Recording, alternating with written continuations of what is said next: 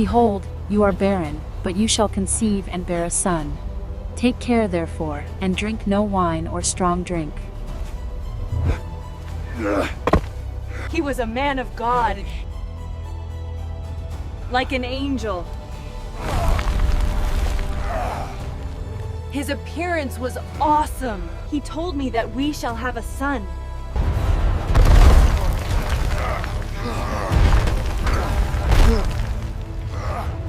This wealth awaits you, if you but tell us his secret. The man will be yours. How can you say you love me when you keep this secret from me? Tell your servant, my lord. What is it that makes you so strong? The Philistines are upon you! He shall be named Samson, the Sunborn. In the days when Israel was divided and surrounded by enemies, the Philistines ruled with fear and force along the coastal plains, and the people of Israel lived under pressure, paying a price for their weakness and their disunity. It was an age of the judges, a time when there was no king in Israel, and every generation wrestled again with the same struggle, whether to trust God or to drift into compromise. Into that tense world came a man whose story would become one of the most dramatic warnings and wonders in Scripture, Samson. His life began not with ordinary beginnings, but with a divine announcement. An angel appeared to Samson's mother and declared that she would bear a son set apart from birth. He would be a Nazirite, devoted to God, marked by a vow that symbolized consecration. His uncut hair would stand as an outward sign of an inward calling. Behold, you are barren, but you shall conceive and bear a son. Take care therefore, and drink no wine or strong drink. He was a man of God. His appearance was awesome, like an angel. He told me that we shall have a son. Samson would begin to deliver Israel from Philistine oppression. The promise was great, but so was the danger, because calling alone does not guarantee wisdom. Samson grew, and strength seemed to rest upon him like an unusual gift. The Spirit of the Lord stirred him, and he carried within himself the sense that he was different, chosen, empowered. Yet, his heart was often restless. He moved toward Philistine territory, drawn to what was forbidden, fascinated by what threatened him. In this contradiction, Samson's story begins to reveal its tension. The same man chosen to confront the Philistines also walked willingly into their world. He encountered a lion along the road and overcame it through sudden supernatural strength, a sign that God's power could surge through him at any moment. But even in his victories, Samson's choices often carried pride and recklessness. He pursued relationships that pulled him deeper into Philistine influence, and conflict followed him like a shadow. At a wedding feast among the Philistines, Samson posed a riddle part challenge, part provocation, testing those around him and asserting dominance through cleverness. I have a riddle for you. Out of the eater came forth meat, and out of the strong came forth sweetness. But betrayal unfolded. Pressure was applied, secrets were extracted, and Samson realized that even celebration could become a trap. His anger ignited, and the rivalry between him and the Philistines escalated into open hostility. Samson struck back against Philistine fields and resources in acts that felt less like careful deliverance and more like personal vengeance.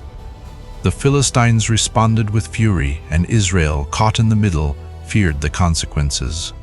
When Philistine forces demanded Samson, the Israelites bound him with ropes, hoping to protect themselves by handing him over.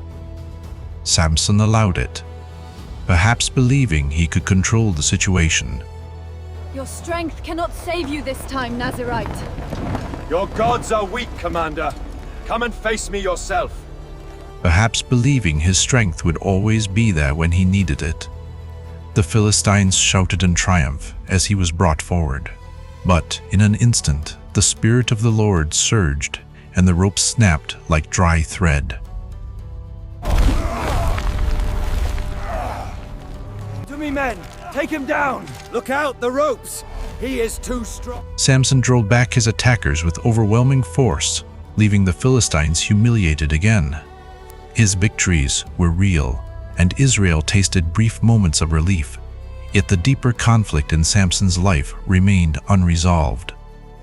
He often treated his gift as if it were his own possession, rather than a trust from God.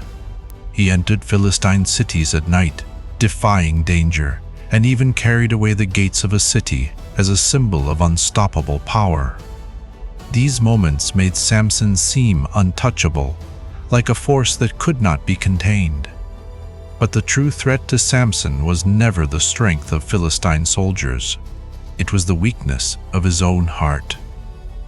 Then the story turns toward its most famous chapter, Delilah. She was not merely a romantic figure in Samson's life, but the focal point of his downfall. Philistine rulers approached her with bribery, offering wealth if she would uncover the secret of Samson's strength. This wealth awaits you, if you but tell us his secret. The man will be yours. Delilah entered Samson's life with charm and patience, asking questions that sounded affectionate but carried hidden intent. Samson, confident and careless, began to play with the danger. He gave false answers, testing her and perhaps enjoying the power of being pursued.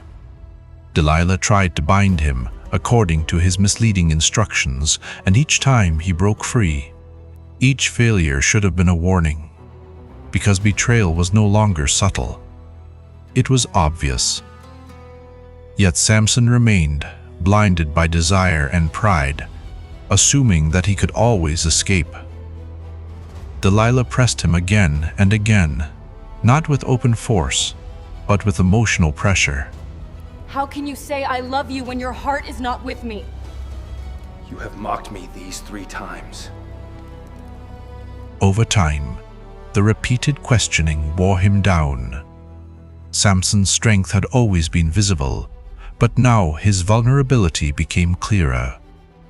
How can you say I love you when your heart is not with me? Tell me the secret. My strength The lies in secret my hair. was never magical hair. The hair was a sign, a visible covenant marker of a life set apart. Samson's power was tied to his consecration, to his relationship with God, to the vow that marked him as devoted.